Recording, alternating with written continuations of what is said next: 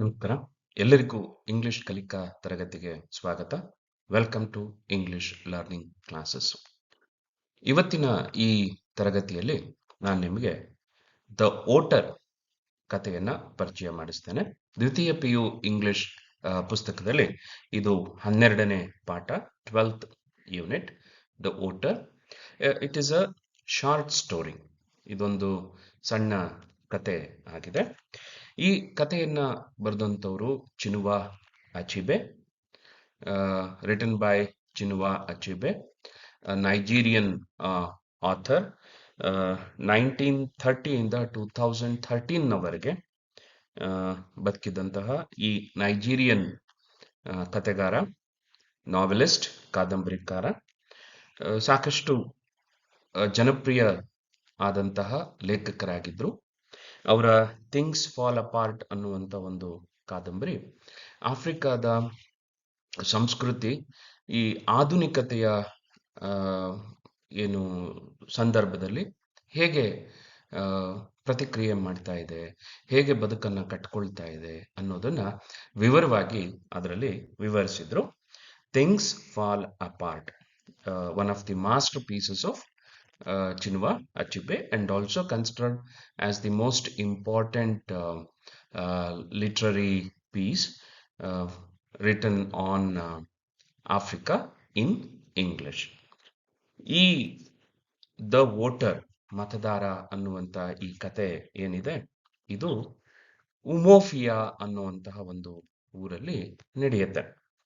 ಇಲ್ಲಿ ನೀವು ವಿದ್ಯಾರ್ಥಿಗಳು ಗಮನಿಸಬೇಕಾಗಿರುವಂತ ಒಂದು ಮುಖ್ಯವಾದ ಅಂಶ ಏನಂದ್ರೆ, ಈ ಕತೆ ನಮ್ಮೂರ್ದು ನಿಮ್ಮೂರ್ದು ಎಲ್ಲ ಊರಿನ ಕತೆನೂ ಆಗಿರ್ಲಿಕ್ಕೆ ಸಾಧ್ಯ ಇದೆ.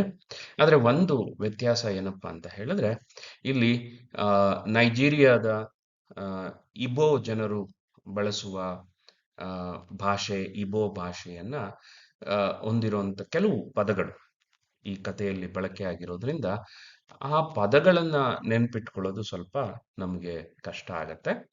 ಆದ್ರೆ ಸ್ವಲ್ಪ ನಾವು ಪ್ರಯತ್ನ ಮಾಡಿದ್ರೆ ಇಡೀ ಕತೆ ನಮಗೆ ಸರಳವಾಗಿ ಅರ್ಥ ಆಗತ್ತೆ, ಮತ್ತೆ ಅಲ್ಲಿರೋ ಪದಗಳು ಕೂಡ ನಮಗೆ ಈಸಿಯಾಗಿ ನೆನ್ಪಿಟ್ಕೊಳ್ಳೋದಕ್ಕೆ ದಾರಿ ಇದೆ. ಈ ಉಮೋಫಿಯಾ ಅಂತ ಹೇಳಿದ್ರೆ ಒಂದು ಹಳ್ಳಿ ಊರು. ಈಗ ಊರ್ಕೆರೆ, ಉಮ್ಮತ್ತೂರು, ಈ ರೀತಿ ಊರಿಂದ ಬರುವಂತ ಬೇರೆ ಬೇರೆ ನಮ್ಮ ಕನ್ನಡದ ಹಳ್ಳಿಯ ಹೆಸರುಗಳನ್ನ ನೀವು ನೆನ್ಪಿಟ್ಕೊಂಡ್ರೆ ಉಮೋಫಿಯಾ ಇದರ ಸ್ಪೆಲ್ಲಿಂಗ್ ಪಾಠದಲ್ಲಿ ಏನಿದೆ ಅನ್ನೋದನ್ನ ನೀವು ಗಮನಿಸಿ ಅಷ್ಟು ನೀವು ಮಾಡ್ಕೊಂಡ್ರೆ ಸಾಕಾಗತ್ತೆ. ಉಮೋಫಿಯಾ ನೆನ್ಪಿಟ್ಕೊಳ್ಳೋದಕ್ಕೋಸ್ಕರ ಉಮ್ಮತ್ತೂರು, ಉಮೋಫಿಯಾ, ಹೀಗೆ ನೀವು ಅಭ್ಯಾಸ ಮಾಡ್ಕೊಂಡ್ರೆ ಒಳ್ಳೇದಾಗತ್ತೆ. ಈ ಕಥೆನಲ್ಲಿ ಒಂದು ಚುನಾವಣೆಯ ಸಂದರ್ಭದಲ್ಲಿ ಹೇಗೆ ಅನೈತಿಕವಾದಂತಹ ವ್ಯವಹಾರಗಳು, ಅದನ್ನ ನಾವೇನು ಕರಪ್ಷನ್ ಅಂತ ಹೇಳ್ತೇವೆ, ಭ್ರಷ್ಟಾಚಾರ ಅಂತ ಹೇಳ್ತೇವೆ, ಅದು ಹೇಗೆ ಒಂದು ಮತದಾನದ ಪ್ರಕ್ರಿಯೆಯ ಮೇಲೆ, ಮತದಾರರ ಮೇಲೆ ಪ್ರಭಾವವನ್ನ ಬೀರುತ್ತೆ, ಅದರ ಹಿಂದೆ ಜನ ಹೇಗೆ ಯೋಚನೆ ಮಾಡ್ತಾರೆ, ಯಾಕೆ ಆ ರೀತಿ ಯೋಚನೆ ಮಾಡ್ತಾರೆ ಅನ್ನೋದನ್ನ ಒಂದು ಕಾಮಿಕಲ್ ಆಗಿ, ಸ್ವಲ್ಪ ಹಾಸ್ಯದ ಲೇಪವನ್ನ ಕೊಟ್ಟು ಕತೆಗಾರ ಕಥೆಯನ್ನ ಕಟ್ಕೊಡ್ತಾರೆ. ಇದರ ಹಿಂದಿನ ಒಂದು ಏನು ಕಥೆಯ ಹಿಂದಿನ ಉದ್ದೇಶ ಅನ್ನೋದಕ್ಕಿಂತ ಆ ಕಥೆಯ ಸನ್ನಿವೇಶದಲ್ಲಿ ಬರುವಂತಹ ಪಾತ್ರಗಳ ವರ್ತನೆ ಹೇಗಿರುತ್ತೆ ಅನ್ನೋದನ್ನ ನಾವು ಅರ್ಥ ಮಾಡ್ಕೊಳ್ಬೇಕು. ಮತ್ತಿದು ಇಂಗ್ಲಿಷ್ ಟೆಕ್ಸ್ಟ್ನ ಭಾಗ ಆಗಿರೋದ್ರಿಂದ ಇಲ್ಲಿ ಬರುವಂತಹ ವರ್ಡ್ಸ್ ಏನಿದೆ, ಆ ಕನ್ಸ್ಟ್ರಕ್ಷನ್ ಇದೆ, ಸೆಂಟೆನ್ಸ್ ಕನ್ಸ್ಟ್ರಕ್ಷನ್ ಏನ್ ಹೇಳ್ತೇವೆ, ಅದು ನಮಗೆ ಲ್ಯಾಂಗ್ವೇಜ್ ಲರ್ನಿಂಗ್ ದೃಷ್ಟಿಯಿಂದ ಬಹಳ ಇಂಪಾರ್ಟೆಂಟ್ ಆಗುತ್ತೆ. ಅದರ ಕಡೆಗೆ ನೀವು ಸ್ವಲ್ಪ ಗಮನ ಕೊಡಬೇಕು. ಇದರಲ್ಲಿ ಹೆಚ್ಚು ಪ್ರಿಫಿಕ್ಸ್ ಮತ್ತೆ ಸಫಿಕ್ಸ್ ಗಳನ್ನ ಬಳಸ್ಕೊಂಡು, ಅದರಲ್ಲೂ ಮುಖ್ಯವಾಗಿ ಪ್ರಿಫಿಕ್ಸ್ ಗಳನ್ನ ಬಳಸ್ಕೊಂಡು ಹೇಗೆ ಆಂಟನಿಮ್, ವಿರುದ್ಧಾರ್ಥಕ ಪದಗಳನ್ನ ನಾವು ರಚನೆ ಮಾಡಬಹುದು ಅನ್ನೋದ್ರ ಕಡೆಗೆ ಈ ಪಾಠದಲ್ಲಿ ಹೆಚ್ಚಿನ ಗಮನ ಇದೆ. ಇಮ್ಯಾಜಿನಬಲ್, ಅನ್ಇಮ್ಯಾಜಿನಬಲ್. ಈ ಅನ್ ಅನ್ನುವಂತಹ ಒಂದು ಪ್ರಿಫಿಕ್ಸ್ ಅಂದ್ರೆ ಪದದ ಮೊದಲ ಭಾಗದಲ್ಲಿ ಸೇರುವಂತ ಅಕ್ಷರಗಳ ಗುಂಪು. ಸಫಿಕ್ಸ್ ಅಂದ್ರೆ ಪದದ ಕೊನೆಯಲ್ಲಿ. ಈಗ ಯೂಸ್ಫುಲ್, FUL ಫುಲ್ ಅನ್ನೋದು ಪದದ ಕೊನೆಯ ಭಾಗದಲ್ಲಿ ಬರುತ್ತೆ, ಅದಕ್ಕೆ ಅದನ್ನ ಸಫಿಕ್ಸ್ ಅಂತ ಹೇಳ್ತೀವಿ. ಯೂಸ್, ಮಿಸ್ಯೂಸ್ ಆ MIS ಅನ್ನೋ ಪದದ ಆರಂಭದಲ್ಲಿ ಜೋಡಣೆ ಆಗತ್ತೆ. ಅದನ್ನ ಪ್ರಿಫಿಕ್ಸ್ ಅಂತ ಹೇಳ್ತೇವೆ. ಸೊ ವೊಕ್ಯಾಬ್ಯುಲರಿಯ ದೃಷ್ಟಿಯಿಂದ ಈ ಪಾಠದಲ್ಲಿ ಒಂದಷ್ಟು ಮುಖ್ಯವಾದಂತಹ ಕಲಿಕೆಗೆ ಅವಕಾಶ ಇದೆ. ಹಾಗಾಗಿ ಈಗ ನಾನು ಈಗಾಗಲೇ ಹೇಳಿದ ಹಾಗೆ ಈ ಕತೆ ನಮ್ಮೂರಿನ ನಿಮ್ಮೂರಿನ ಕತೆ. ಆದ್ರೆ ಒಂದು ವಿಶೇಷ ಏನಪ್ಪಾ ಅಂದ್ರೆ ಇದು ನಡೆಯೋದು ನೈಜೀರಿಯಾ ಭಾಗದಲ್ಲಿ ಅಥವಾ ಆಫ್ರಿಕಾದ ಒಂದು ಹಳ್ಳಿಯ ಭಾಗದಲ್ಲಿ. ಅದಕ್ಕೊಂದು ಹೆಸರಿದೆ, ಉಮೋಫಿಯಾ ಅಂತ ಅದಕ್ಕೆ ಹೆಸರಿದೆ. ಇಲ್ಲಿ ಕೆಲವು ಮುಖ್ಯವಾದಂತಹ ಪದಗಳನ್ನ ನಾವು ನೆನ್ಪಿಟ್ಕೊಳ್ಬೇಕು ಅಥವಾ ಪಾತ್ರಗಳನ್ನ ನಾವು ನೆನ್ಪಿಟ್ಕೊಳ್ಬೇಕು. ಒಂದು ರೂಫ್ ಅಥವಾ ಅವನ ಹೆಸರು, ಪೂರ್ಣ ಹೆಸರು ರುಫಸ್ ಒಕೆಕೆ. ಅದರ ಸ್ಪೆಲ್ಲಿಂಗ್ ಅನ್ನ ನೀವು ಪಾಠದಲ್ಲಿ ಗಮನಿಸಬೇಕು. ನಂತರ ಮಾರ್ಕಸ್ ಇಬೆ.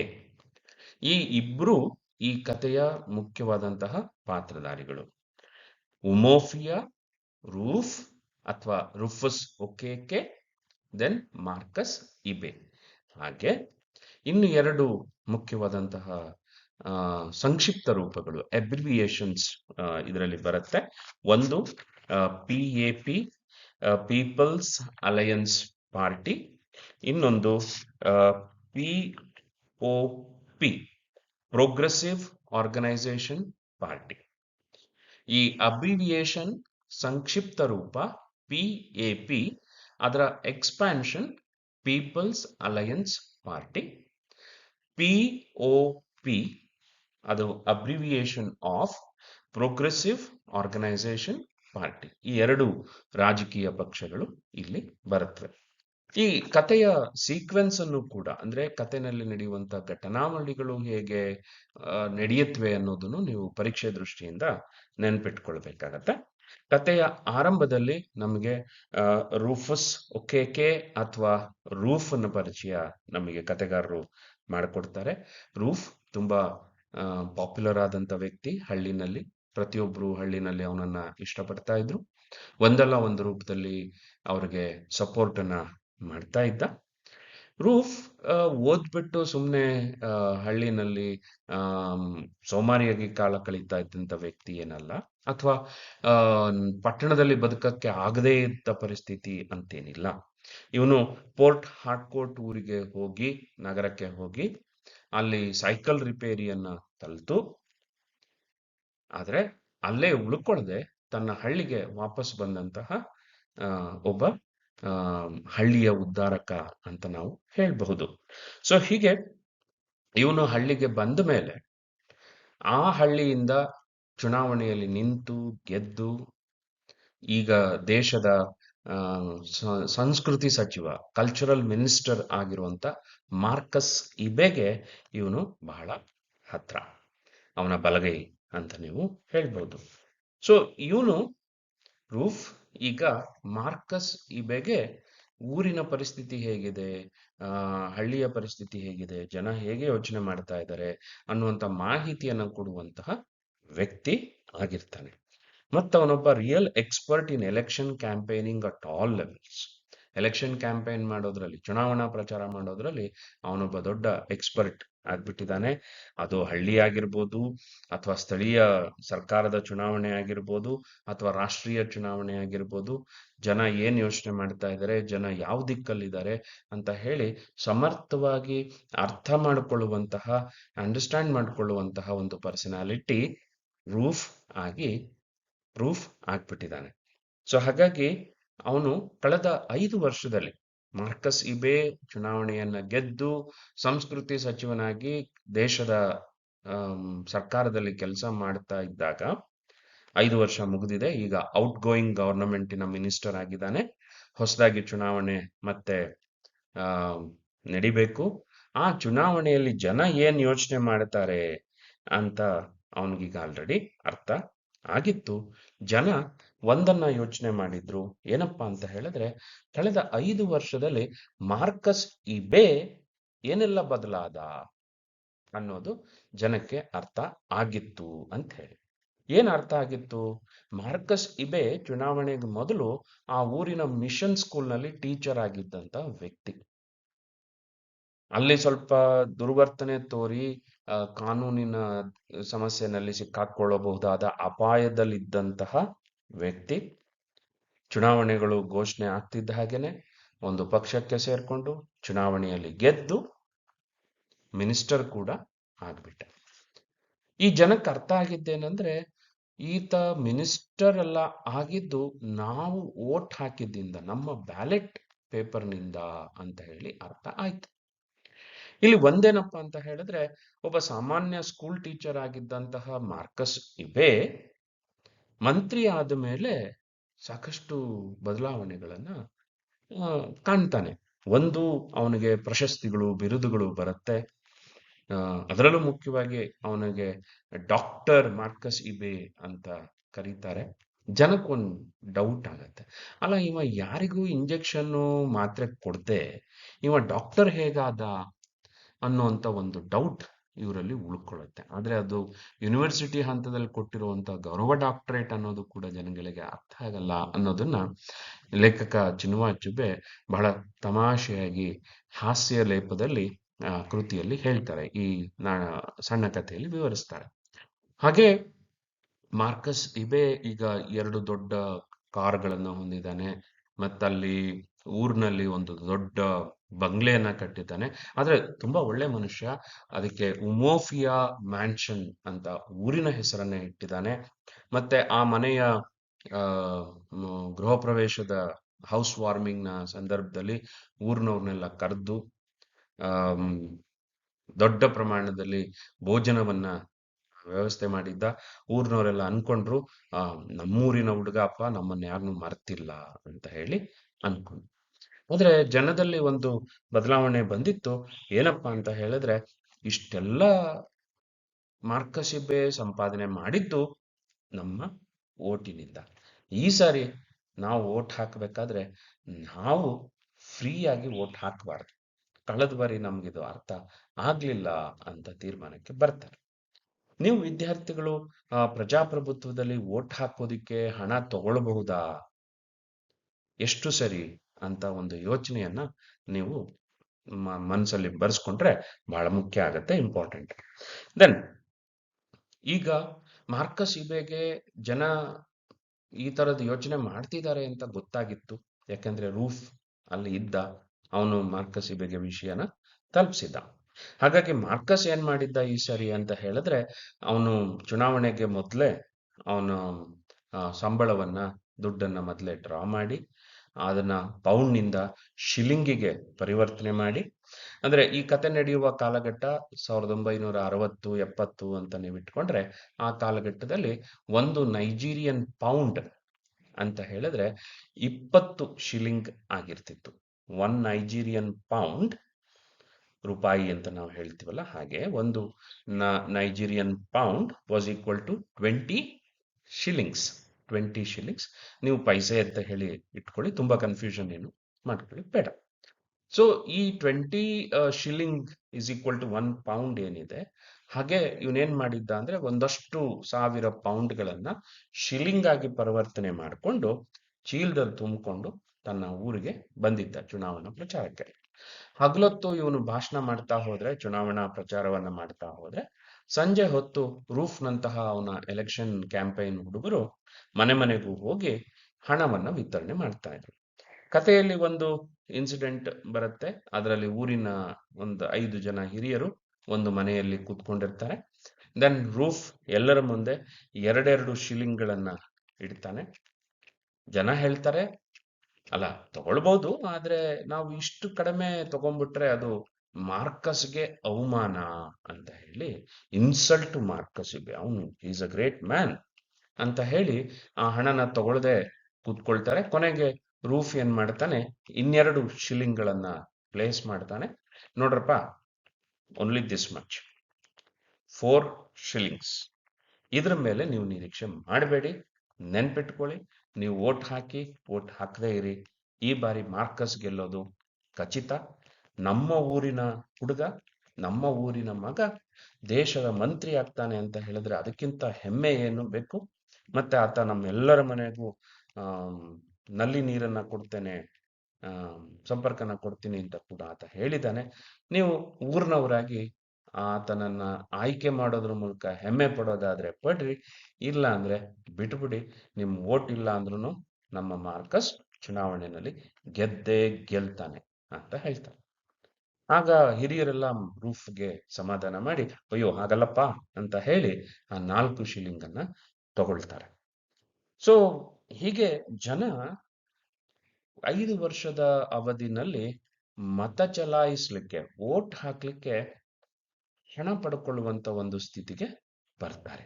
ಹಾಗಂತ ಹೇಳಿ ಈ ಹಣ ಕೊಡ್ತಾ ಇರೋ ರೂಫ್ ಕೂಡ ಏನು ಮುಗ್ಧ ಅಂತ ಏನಿಲ್ಲ.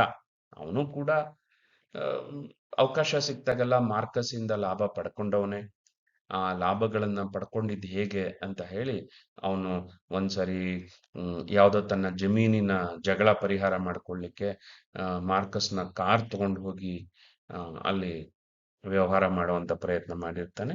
ಸೊ ಹೀಗೆ ರೂಫ್ ಮುಗ್ಧ ಏನಲ್ಲ, ರೂಫ್ಗೂ ಕೂಡ ಎಲ್ಲ ವಿಷಯಗಳು ಅರ್ಥ ಆಗ್ತಾ ಇರುತ್ತೆ. ಸೊ ಹಾಗಾಗಿ ಈ 4 ಶಿಲಿಂಗ್ಗಳನ್ನ ಕೊಟ್ಟು ಅವನು ಫೈನಲ್ ಮಾಡ್ತಾನೆ, ನೋಡ್ರಪ್ಪ ಇಷ್ಟೇನೆ, ಇದ್ರ ಮೇಲೆ ನೀವು ನಿರೀಕ್ಷೆ ಮಾಡಬೇಡಿ ಅಂತ ಹೇಳಿ ಹೇಳ್ತಾನೆ. ಸೊ ಹೀಗೆ ಊರಿನ ಮುಗ್ಧರು ಅಂತ ನಾವೇನ್ ಅನ್ಕೊಳ್ತೀವಿ ಜನ, ಅವರ ಯೋಚನೆ ಕೂಡ ಒಂದು ಹಂತಕ್ಕೆ ಹೇಗಿರುತ್ತೆ ಅನ್ನೋದನ್ನ ಲೇಖಕರು ಇಲ್ಲಿ ತಂದಿಡ್ತಾರೆ, ತೆರೆದಿಡ್ತಾರೆ. ನಂತರ ರೂಫ್ ಮನೆಗೆ ಹೋಗ್ತಾನೆ. ಮನೆಗೆ ಹೋದ್ಮೇಲೆ ಎಲೆಕ್ಷನ್ನಿನ ಹಿಂದಿನ ದಿನ ಒಂದು ಘಟನೆ ನಡೆಯುತ್ತೆ. ಈ PAPಯ ವಿರುದ್ಧ, ಪೀಪಲ್ಸ್ ಅಲಯನ್ಸ್ ಪಾರ್ಟಿಯ ವಿರುದ್ಧ, ಅಂದ್ರೆ ಮಾರ್ಕಸ್ ಇಬೆ ಸ್ಪರ್ಧಿಸ್ತಾ ಇರುವಂತ ಪಕ್ಷದ ವಿರುದ್ಧ ಇನ್ನೊಂದು ರಾಜಕೀಯ ಪಕ್ಷ ಆ ಪ್ರದೇಶದಲ್ಲಿ ಚಟುವಟಿಕೆಯಿಂದ ಇರುತ್ತೆ. ಅದರ ಹೆಸರು ಪ್ರೋಗ್ರೆಸಿವ್ ಆರ್ಗನೈಸೇಷನ್ ಪಾರ್ಟಿ, POP. ಅದರ ಕ್ಯಾಂಡಿಡೇಟ್ ಆಗಿ, ಅಭ್ಯರ್ಥಿಯಾಗಿ ಮಡುಕ ಅನ್ನುವ ವ್ಯಕ್ತಿ ನಿಂತಿರ್ತಾನೆ, ಎಲೆಕ್ಷನ್ಗೆ ನಿಂತಿರ್ತಾನೆ. ಈ ಚುನಾವಣೆ ನಡಿಬೇಕಲ್ಲ, ಮತದಾನ ನಡೆಯುವ ಹಿಂದಿನ ರಾತ್ರಿ ಈ POP ಪಕ್ಷದ ಕ್ಯಾಂಪೇನ್ ಮ್ಯಾನೇಜರ್, ಕ್ಯಾಂಪೇನ್ ನೋಡ್ತಾ ಇದ್ದಂತ ನಾಯಕ ಏನಿರ್ತಾನೆ ಉಮೋಫಿಯಾ ಹಳ್ಳಿಯಲ್ಲಿ, ಅವನು ರೂಫ್ನ ಮನೆಗೆ ಬರ್ತಾನೆ. ಸೊ ಹೀಗೆ PAP ಪಕ್ಷದ ಸ್ಥಳೀಯ ಮುಖಂಡನ ಮನೆಗೆ POP ಪಕ್ಷದ ಮುಖಂಡ ಬರ್ತಾನೆ.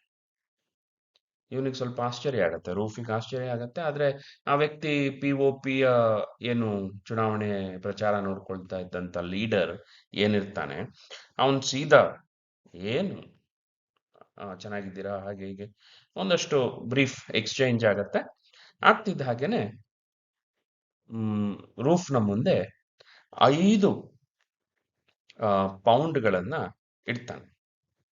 ಸೊ 5 ಪೌಂಡ್ಗಳನ್ನ ಇಟ್ಟು 5 pounds ಆನ್ ದ ಫ್ಲೋರ್.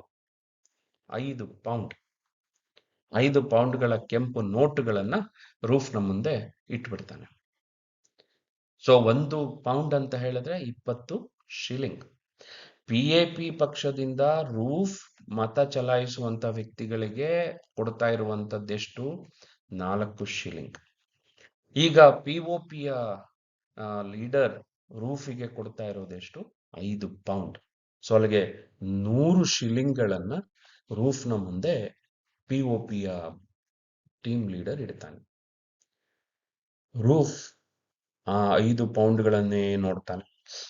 ಅದರಲ್ಲಿ ಕೋಕಾ ರೈತ, ಕೋಕಾ ಬೆಳೆಯ ಕೊಯ್ಲು ಮಾಡ್ತಾ ಇರುವಂತ ಒಂದು ಚಿತ್ರ ಇರುತ್ತೆ.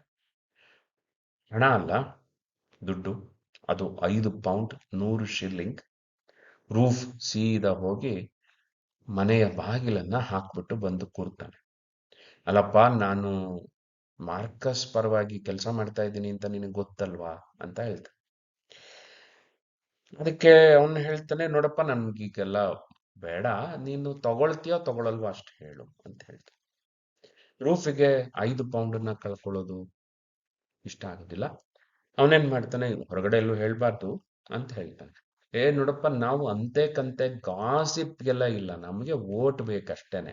ನಮ್ಗೇನ್ ಗೊತ್ತಾಗಬೇಕು, ಈ ಸರಿ ನಮ್ ಪಕ್ಷ ಗೆಲ್ದೇ ಇದ್ರೂನು ಮಾರ್ಕಸ್ಗಿಂತ ಜಾಸ್ತಿ ದುಡ್ಡು ಕೊಡ್ತಾರೆ ಅನ್ನೋ ಒಂದು ಮೆಸೇಜ್ ಹೋಗ್ಬೇಕು ಜನಕ್ಕೆ ಅಷ್ಟೇ.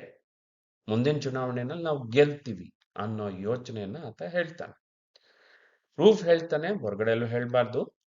ಓಕೆ ಆಗ್ಲಿ ಅಂತ ಹೇಳಿ, ಯಾಕಂದ್ರೆ 5 ಪೌಂಡ್, ಗಮನಿಸಬೇಕಾಗಿರೋದು ಹಣ ಹೇಗೆ ಮನುಷ್ಯನ ಲಾಯಲ್ಟಿಯನ್ನ ಬದಲಾಯಿಸ್ಬಿಡತ್ತೆ ಅಂತ. ಸುಮಾರು ವರ್ಷಗಳಿಂದ ಮಾರ್ಕಸ್ನ ಪರವಾಗಿ ಕೆಲಸ ಮಾಡಿಕೊಂಡು, ಮಾರ್ಕಸ್ನಿಂದ ಲಾಭ ಪಡ್ಕೊಂಡು, ಅನುಕೂಲ ಪಡ್ಕೊಂಡಿದ್ದಂತಹ ರೂಫ್ 5 ಪೌಂಡ್ಗಳನ್ನ ನೋಡ್ತಿದ್ದ ಹಾಗೇನೆ ತನ್ನ ನಿಷ್ಠೆಯನ್ನ, ಲಾಯಲ್ಟಿಯನ್ನ ಹೇಗೆ ಬದಲಾಯಿಸ್ಕೊಳ್ಳುವಂತ ಸ್ಥಿತಿ ಬರುತ್ತೆ ಅನ್ನೋದು ಮುಖ್ಯ. ಇಷ್ಟಾಗ್ತಿದ್ದಂಗೆ ಆಯ್ತು ಅಂತ ರೂಫ್ ಹೇಳ್ತಿದ್ದ ಹಾಗೇನೆ ಈ ಟೀಮ್ ಲೀಡರ್ ಜೊತೆಲಿದ್ದ ಹುಡುಗ ಹೊರಗಡೆ ಹೋಗಿ ಒಂದು ಬುಟ್ಟಿಯನ್ನ ತರ್ತಾನೆ. ಆ ಬುಟ್ಟಿಯ ಮೇಲೆ ಒಂದು ಬಟ್ಟೆ ಇರುತ್ತೆ. ಆ ಬಟ್ಟೆಯನ್ನ ತೆಗೆದು ಈ POP ಟೀಮ್ ಲೀಡರ್ ಹೇಳ್ತಾನೆ, ಆ ರೂಫ್ ನೋಡಪ್ಪ, ನಿನ್ನ ಓಟು ಮಧುಕನಿಗೆ ಕೊಡ್ತೀಯ, ಇದಕ್ಕೆ ಈ ಈ ಎಂಬಾಂಟಾದ ಈ ಸಾಕ್ಷಿ ಅಂತ ಹೇಳ್ಬಿಡ್ತಾನೆ. ಆ ಅನ್ನ ನೋಡ್ತಿದ್ದ ಹಾಗೇನೆ ರೂಫ್ನ ಹೃದಯ ಬಾಯಿಗೆ ಬಂದ್ಬಿಡುತ್ತೆ. Heart comes to its mouth. Because ಯಾಕಂದ್ರೆ ಆ ಎಂಬಾಂಟಾದ ಈ ನೀವು ಅದನ್ನ ಚೌಡಿ ಅಥವಾ ಯಾವ ಒಂದು ಶಕ್ತಿ ದೇವತೆ ಅಂತ ಇಟ್ಕೊಳ್ಳಿ, ಅದು ಬಹಳ ಕ್ರೂರವಾದಂತಹ ಶಿಕ್ಷೆಯನ್ನ ಕೊಡ್ತಿರುತ್ತೆ. ಕೊಟ್ಟ ಮಾತಿಗೆ ತಪ್ಪಿದ್ರೆ ಬಹಳ ಕ್ರೂರವಾದ ಶಿಕ್ಷೆಯನ್ನ ಕೊಡುವಂತಹ ದೇವರು ಅಂತ ಹೇಳಿ ಆ ಭಾಗದಲ್ಲಿ ನಂಬಿಕೆ ಇರುತ್ತೆ. ನೀವು ಗಮನಿಸಬೇಕಾಗಿರೋದೇನೆಂದ್ರೆ POPಯ ಕ್ಯಾಂಪೈನ್ ಲೀಡರ್ ಹಣ ಕೊಡೋದ್ರ ಜೊತೆಗೆ ದೇವರ ಭಯವನ್ನ, ದೈವದ ಭಯವನ್ನು ಕೂಡ ಅಲ್ಲಿ ಸೃಷ್ಟಿ ಮಾಡಿ ಹೋಗ್ತಾನೆ. ರೂಫ್ ತುಂಬಾ ಏನ್ ತಲೆ ಕೆಡಿಸ್ಕೊಳ್ಳೋದಿಲ್ಲ, ಆಗ್ಲಿ ಕೊಡ್ತೀನಿ, ಸೊ ಇಟ್ಸ್ ಅ ಪ್ರಾಮಿಸ್, ಎಂಬಾಂಟ ಏನ್ ಬೇಕಾದ್ರೂ ಮಾಡಬಹುದು, I will cast my paper for Maduka, if not this take note ಅಂತ ಹೇಳಿ ಹೇಳ್ಬಿಡ್ತಾನೆ. ನಂತರ ಚುನಾವಣೆಯ ದಿನ ಬರುತ್ತೆ. ಮಾರ್ಕಸ್ ಇಬೆ ತನ್ನ ಕಾರ್ನಲ್ಲಿ ಕೂತು ಚುನಾವಣಾ ಬೂತಿಂದ ಸ್ವಲ್ಪ ದೂರದಲ್ಲಿ, ಕಾನೂನು ಎಷ್ಟು ಹೇಳುತ್ತೋ ಅಷ್ಟು ದೂರದಲ್ಲಿ ಕುಳಿತು ಜನಗಳಿಗೆ ವಿಶ್ ಮಾಡ್ತಾ ಇರ್ತಾನೆ. ಅಲ್ಲೇ ಒಂದು ಆರ್ಕೆಸ್ಟ್ರಾ, ಲೈವ್ ಬ್ಯಾಂಡ್ ಅನ್ನು ಕೂಡ ಕರೆಸಿರ್ತಾನೆ. ಅವರು ಹಾಡೆಲ್ಲ ಹೇಳ್ತಾ ಇರ್ತಾರೆ. ಸೊ ಹಾಡೆಲ್ಲ ಹೇಳ್ತಾ ಇರ್ಬೇಕಾದ್ರೆ ಮಾರ್ಕಸ್ ಇಬೆ ಕೂಡ ಅಲ್ಲಿ ಕೂತು ಜನಗಳನ್ನ ವಿಶ್ ಮಾಡ್ತಿರ್ತಾನೆ. ಸೊ ವಿಶ್ ಮಾಡ್ತಾ ಇರ್ಬೇಕಾದ್ರೆ ಹಳ್ಳಿಯ ಜನ ಆ ಭಾಗಕ್ಕೆ, ಆ ದಿಕ್ಕಿಗೆ ಬಂದಂತವ್ರು, ಮತ ಚಲಾಯಿಸಕ್ ಬಂದವರು ಕಂಗ್ರಾಸ್ ಅಂತ ಹೇಳಿ ಮಾರ್ಕಸ್ಗೆ ವಿಶ್ ಮಾಡ್ತಾರೆ. ಕಂಗ್ರಾಟ್ಸ್ ಬಿಕಮ್ಸ್ ಕಂಗ್ರಾಸ್ ಇಲ್ಲಿ. ಸೊ ನಂತರ ಮಾರ್ಕಸ್ ಇಬೆಯ ಪರವಾಗಿ ರೂಫ್ ಅಲ್ಲಿ ಬಹಳ ಚಟುವಟಿಕೆಯಿಂದ ಓಡಾಡ್ತಾ ಇರ್ತಾನೆ.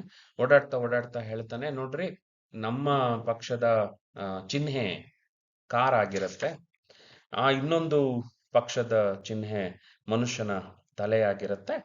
ಸೊ ನಿಮಗೆ ತಲೆ ಇದ್ರೆ ಕಾರಿಗೆ ಮತ ಮಾಡಿ, ಮತ ಚಲಾಯಿಸಿ, ತಲೆ ಇಲ್ಲ ಅಂದ್ರೆ ತಲೆಗೆ ಮತ ಚಲಾಯಿಸಿ ಅಂತ ಹೇಳಿ ಆತ ಎಲ್ರಿಗೂ ತಮಾಷೆ ಮಾಡ್ತಾ ಮಾರ್ಕಸ್ನ ಪರವಾಗಿ ಪ್ರಚಾರವನ್ನ ಮಾಡ್ತಾ ಇರ್ತಾರೆ. ಸೊ ಹೀಗೆ ಮಧ್ಯಾಹ್ನದವರೆಗೆ ಒಂದ್ ಕಡೆ ಆರ್ಕೆಸ್ಟ್ರಾ, ಲೈವ್ ಬ್ಯಾಂಡ್ ನ ಮ್ಯೂಸಿಕ್ ನಡೀತಾ ಇರುತ್ತೆ. ಜನ ಬಂದು ಅಲ್ಲೊಂದಷ್ಟು ಹಾಡು ಹೇಳ್ತಾ, ಡ್ಯಾನ್ಸ್ ಮಾಡ್ತಾ, ಮಾರ್ಕಸ್ಗೆ ವಿಶ್ ಮಾಡ್ತಾ ಚುನಾವಣೆ ಬೂತಿಗೆ ಹೋಗಿ, ಎಲೆಕ್ಷನ್ ಬೂತಿಗೆ ಹೋಗಿ ವೋಟ್ ಮಾಡಿ ಹೋಗ್ತಾರೆ. ಸೊ ಹೀಗೆ ಮಧ್ಯಾಹ್ನದ ವೇಳೆಗೆ ಮತ ಚಲಾಯಿಸುವವರ ಸಂಖ್ಯೆ ಕಡಿಮೆ ಆಗ್ತಾ ಹೋಗುತ್ತೆ. ಮಾರ್ಕಸ್ ಬಹಳ ಬುದ್ಧಿವಂತ, ಕ್ಯಾಲ್ಕುಲೇಟೆಡ್ ವ್ಯಕ್ತಿ. ಒಂದು ಓಟು ಕೂಡ ವೇಸ್ಟ್ ಆಗಬಾರ್ದು ಅನ್ನೋದು ಅವನ ಉದ್ದೇಶ. ಇದುವರೆಗೆ ತನ್ನ ಪ್ರಚಾರದಲ್ಲಿ ಓಡಾಡ್ತಾ ಇರುವಂತ ಜನ ಏನಿದ್ದಾರೆ ಅವರು ಕೂಡ ಈಗ ಓಟ್ ಚಲಾಯಿಸ್ಬೇಕು, ಯಾರ ಓಟು ಮಿಸ್ ಆಗಬಾರ್ದು ಅನ್ನುವಂತ ಒಂದು ಯೋಚನೆ ಅವನ ತಲೆನಲ್ಲಿರುತ್ತೆ. ಹಾಗಾಗಿ ನೀವೆಲ್ಲ ಹೋಗಿ ವೋಟ್ ಮಾಡ್ರಪ್ಪ ಅಂತ ಹೇಳಿ ಮೊದಲು ರೂಫ್ ಅನ್ನ ಕರೀತಾನೆ. Roof, you better go first, ನೀನೇ ಹೋಗಿ ಮೊದ್ಲು ಓಟ್ ಹಾಕಿ ಬಂದ್ಬಿಡಪ್ಪ ಅಂತ ಹೇಳಿ ಹೇಳ್ತಾನೆ. ರೂಫ್ ಬಂದವ್ರಿಗೆಲ್ಲ ತಲೆ ಇದ್ರೆ ಕಾರಿಗೆ ಚಿಹ್ನೆಗೆ ಮತಪತ್ರ ಹಾಕಿ, ಇಲ್ಲ ಅಂತ ಹೇಳಿದ್ರೆ, ನಿಮಗೆ ತಲೆ ಇಲ್ಲ ಅಂದ್ರೆ ತಲೆ ಚಿತ್ರ ಇರುವಂತ ಡಬ್ಬಕ್ಕೆ ಮತಪತ್ರ ಹಾಕಿ ಅಂತ ಹೇಳಿ ತಮಾಷೆ ಮಾಡ್ಕೊಳ್ತಾ ಇದ್ದಂತ, ಪ್ರಚಾರ ಮಾಡ್ತಾ ಇದ್ದಂತ ರೂಫ್ ಹಾಗೆ ಕುಣಿತಾ ಡ್ಯಾನ್ಸ್ ಮಾಡ್ತಾ ಎಲೆಕ್ಷನ್ ಬೂತಿಗೆ ಹೋಗ್ತಾನೆ, ಮತಗಟ್ಟೆಗೆ ಹೋಗ್ತಾನೆ.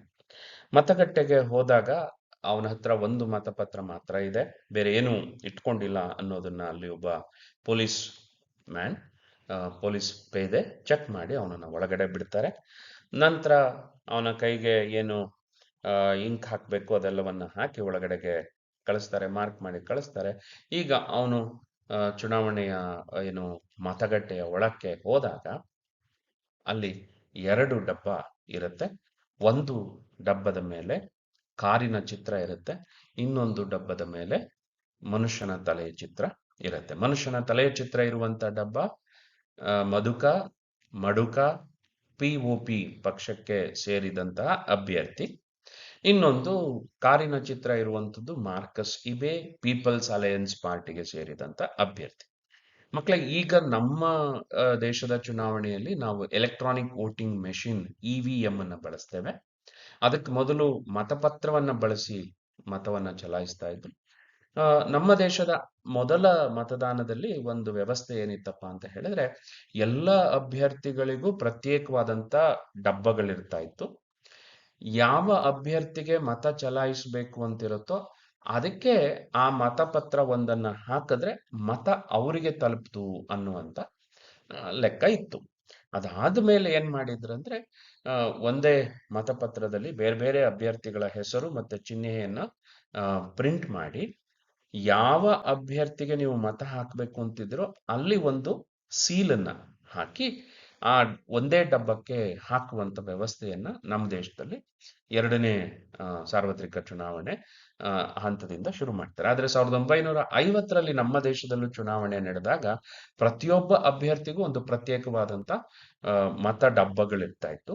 ಸೊ ಮತಪತ್ರನ ಅದರೊಳಕ್ಕೆ ಹಾಕಿದ್ರೆ ಆ ವೋಟು ಆ ವ್ಯಕ್ತಿಗೆ ಬಂತು, ಆ ಅಭ್ಯರ್ಥಿಗೆ ಬಂತು ಅನ್ನುವಂತ ಒಂದು ಲೆಕ್ಕ ಇತ್ತು. ಇದೇ ತರದ ವ್ಯವಸ್ಥೆ ಉಮೋಫಿಯಾದಲ್ಲಿ ಚುನಾವಣೆ ನಡೆದಾಗ ಇತ್ತು. ಈಗ ಅಲ್ಲಿಗೆ ಹೋದ ಮೇಲೆ ಮತಪತ್ರವನ್ನ ತೆಗೆದುಕೊಂಡ ಮೇಲೆ ರೂಫಿಗೆ ಶರೀರದಲ್ಲಿ ಇದ್ದಂತ ಶಕ್ತಿ ಎಲ್ಲ ಕರಗು ಹೋದ ಹಾಗೆ ಅನುಭವ ಆಯ್ತು. ಅವನಿಗೆ ಈಗ ಒಂದು ಸಮಸ್ಯೆ ಶುರುವಾಯ್ತು. ಒಂದು ಕಡೆ ಸುಮಾರು ವರ್ಷಗಳಿಂದ ಮಾರ್ಕಸ್ನ ಜೊತೆ ಕೆಲಸ ಮಾಡ್ತಾ ಇದ್ದಾನೆ. ಮಾರ್ಕಸ್ನ ಅನ್ನದ ಋಣ ಇದೆ, ಅದರ ಅನುಕೂಲವನ್ನ ಕೂಡ ಪಡ್ಕೊಂಡ್ಬಿಟ್ಟಿದ್ದಾನೆ. ಹಾಗಾಗಿ ಮಾರ್ಕಸ್ಸಿಗೆ ಮೋಸ ಮಾಡ್ಲಿಕ್ಕೆ ಅವನ ಮನಸ್ಸಿಗೆ ಕಷ್ಟ ಆಗತ್ತೆ. ಆದ್ರೆ ಅದೇ ಸಂದರ್ಭದಲ್ಲಿ POP ಪಕ್ಷದಿಂದ ದುಡ್ಡಿಸ್ಕೊಂಡ್ಬಿಟ್ಟಿದ್ದಾನೆ. ಅದು ಏನು ಎಂಬಾಂಟದ ಮುಂದೆ ಪ್ರಾಮಿಸ್ ಮಾಡ್ಬಿಟ್ಟಿದ್ದಾನೆ. ಏನ್ ಮಾಡೋದೀಗ? ಒಂದು ಕಡೆ ದೇವ್ರು ಭಯ, ಇನ್ನೊಂದು ಕಡೆ ಅನ್ನದ ಋಣ. ಮಾರ್ಕಸ್ ಇಬೆಯ ಋಣ ಅವನಿಗೆ ಇದೆ. ಏನ್ ಮಾಡ್ಬೇಕು? ರೂಫ್ ಬಹಳ ಚಾಲಾಕಿ ಮನುಷ್ಯ. ಒಂದು ಒಂದು ಐಡಿಯಾ ಅವನ ತಲೆಗೆ ಬಂದ್ಬಿಡತ್ತೆ. ಏನ್ ಮಾಡ್ತಾನೆ ಅಂತ ಹೇಳಿದ್ರೆ, ಆ ಮತಪತ್ರವನ್ನ ಹೀಗೆ ಮಡಚಿ 2 ಭಾಗ ಮಾಡ್ತಾನೆ. ಒಂದು ಭಾಗವನ್ನ ಮಧುಕನ ಡಬ್ಬಕ್ಕೆ ಹಾಕ್ತಾ ಜೋರಾಗಿ ಹೇಳ್ತಾನೆ, ಐ ವೋಟ್ ಫಾರ್ ಮಧುಕ ಎಂಬಾಂಟದ ಹೀಗೆ ಕೇಳಿಸ್ಬೇಕು. ಹಾಗೆ ಐ ವೋಟ್ ಫಾರ್ ಮಧುಕ ಅಂತ ಹೇಳ್ತಾನೆ. ಇನ್ನರ್ಧ ಮತಪತ್ರ ಏನು ಹರಿದಿರ್ತಾನಲ್ಲ ಅದನ್ನ ತಗೊಂಡು ಹೋಗಿ ಮಾರ್ಕಸ್ನ ಮತ ಡಬ್ಬಕ್ಕೆ ಹಾಕ್ತಾನೆ. ಹೀಗೆ ಹಾಕ್ಬಿಟ್ಟು ನಂತರ ಹೊರಕ್ಕೆ ಬಂದಾಗ ಅವನ ಹೆಬ್ಬೆಟ್ಟಿಗೆ ಪರ್ಪಲ್ ಇಂಕನ್ನ ಹಾಕಿ ಅಳಿಸದ ಶಾಯಿಯನ್ನು ಹಾಕಿ ಅವನು ಮತ್ತೆ ವೋಟ್ ಹಾಕಕ್ಕೆ ಬರಬಾರ್ದು. ಹಾಗೆ ಮತಗಟ್ಟೆ ಅಧಿಕಾರಿ ಅವನನ್ನ ಹೊರಗಡೆಗೆ ಕಳಿಸ್ಕೊಡ್ತಾರೆ. ಇಷ್ಟು ಕತೆ. ಆದ್ರೆ ಈ ಕಥೆನಲ್ಲಿ ನಾವು ಗಮನಿಸಬೇಕಾಗಿರುವಂತ ಅಂಶಗಳಲ್ಲಿ ಒಂದು ಅಂಶ, ಹೇಗೆ ಹಣ ಮತದಾನದ ಪ್ರಕ್ರಿಯೆಯನ್ನ ಬದಲಾಯಿಸಿಬಿಡತ್ತೆ ಅಂತ ಹೇಳಿ. ಇದರನ್ನ ನೀವು ಸ್ವಲ್ಪ ಆಲೋಚನೆ ಮಾಡಬೇಕು. ಅದರ ಜೊತೆಗೆ ಪಾಠದ ಪರೀಕ್ಷೆಯ ದೃಷ್ಟಿಯಿಂದ ಇಡೀ ಪಾಠವನ್ನ ನೀವು ಪರೀಕ್ಷೆ ದೃಷ್ಟಿಯಿಂದ ನೋಡೋದಾದ್ರೆ ನೀವು ಬಹಳ ಮುಖ್ಯವಾಗಿ ಗಮನಿಸಬೇಕಾಗಿರೋದು ಇಲ್ಲಿ ಬರುವಂತಹ ಪಾತ್ರಗಳು. ಈ ಪಾತ್ರಗಳಲ್ಲಿ ಏನನ್ನ ನೀವು ಕಾಣ್ತೀರಿ? ರೂಫ್ ಇರ್ಬೋದು, ಮಾರ್ಕಸ್ ಇಬೆ ಇರಬಹುದು, ಇವ್ರುಗಳನ್ನ ಉಮೋಫಿಯಾ ಮತ್ತೆ people's alliance party, progressive organisation party, ಈ ಥರದ ಅಂಶಗಳು ಮತ್ತೆ ಆ ಸೀಕ್ವೆನ್ಸ್ ಆಫ್ ಈವೆಂಟ್ಸ್, ಕತೆ ಹೇಗೆ ನಡೀತಾ ಹೋಗುತ್ತೆ ಅನ್ನೋದನ್ನು ಕೂಡ ನೀವು ಆಲೋಚನೆ ಮಾಡಬೇಕಾಗತ್ತೆ. ಹಾಗೆ ಈ ಪಾಠವನ್ನ ಓದಿ ಪರೀಕ್ಷೆನಲ್ಲಿ ಪ್ರಶ್ನೆಗಳನ್ನ ಉತ್ತರಿಸಬೇಕಾದ್ರೂ ಕೂಡ ನಿಮಗೊಂದು ವಿಮರ್ಶಾತ್ಮಕ ಕ್ರಿಟಿಕಲ್ ಇನ್ಸೈಟ್ ಒಂದು ಬರಬೇಕಾಗತ್ತೆ. ಏನಂದ್ರೆ ಉಮೋಫಿಯಾದ ಜನ ಹಣವನ್ನ ಪಡ್ಕೊಂಡು ಮತದಾನದ ಪ್ರಕ್ರಿಯೆಯಲ್ಲಿ ಭಾಗವಹಿಸಿದ್ದು ಎಷ್ಟು ಸರಿಯಾದಂತಹ ಕ್ರಮ, ಎಷ್ಟು ಸಮಂಜಸವಾದದ್ದು, how far it is correct, right, ಇದನ್ನು ಕೂಡ ನೀವು ಯೋಚನೆ ಮಾಡಬೇಕು. So this story is a very interesting story, the voter. ಇದು ನಿಮ್ಮ ಸೆಕೆಂಡ್ PUCಯ ಇಂಗ್ಲಿಷ್ ಟೆಕ್ಸ್ಟ್ ಬುಕ್ನಲ್ಲಿ 12ನೇ ಪಾಠ ಆಗಿ ಬರುತ್ತೆ. ನಾನು ನಿಮಗೆ ಅರ್ಥವಾಗ್ಲಿ, ಸರಳವಾಗಿ ಇದು ಗೊತ್ತಾಗ್ಲಿ ಅನ್ನೋ ಕಾರಣಕ್ಕೆ ಇಡೀ ಕಥೆಯನ್ನ, ಪಾಠವನ್ನ ಕನ್ನಡದಲ್ಲಿ ವಿವರಣೆ ನೀಡಿದ್ದೇನೆ.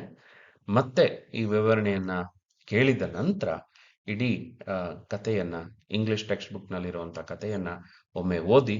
Please read, then you will get an idea about the story.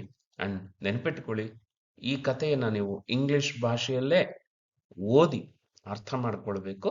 ನಾನು ನಿಮಗೆ ಅರ್ಥ ಮಾಡಿಸುವ ದೃಷ್ಟಿಯಿಂದ ಕನ್ನಡದಲ್ಲಿ ಅದಕ್ಕೆ ವಿವರಣೆಯನ್ನು ಕೊಟ್ಟಿದ್ದೇನೆ. ಸಾಕಷ್ಟು ತಯಾರಿ ಮಾಡ್ಕೊಳ್ತೀರಿ, ಓದ್ತೀರಿ. ಬರುವ ಆನ್ಯುವಲ್ ಎಕ್ಸಾಮ್ನಲ್ಲಿ ಈ ಪಾಠದಿಂದ ಉತ್ತಮವಾದಂಥ ಏನು ರೀತಿಯಲ್ಲಿ ಉತ್ತರಗಳನ್ನು ಬರೆಯೋ ಸ್ಥಿತಿಯಲ್ಲಿ ನೀವು ಇರ್ತೀರಿ ಅಂತ ಅನ್ಕೊಳ್ತಾನೆ. ಮತ್ತೆ ಮತ್ತೊಂದು ತರಗತಿಯಲ್ಲಿ ನಾವು ಭೇಟಿಯಾಗೋಣ. Will meet in another class. Till then, bye, good bye.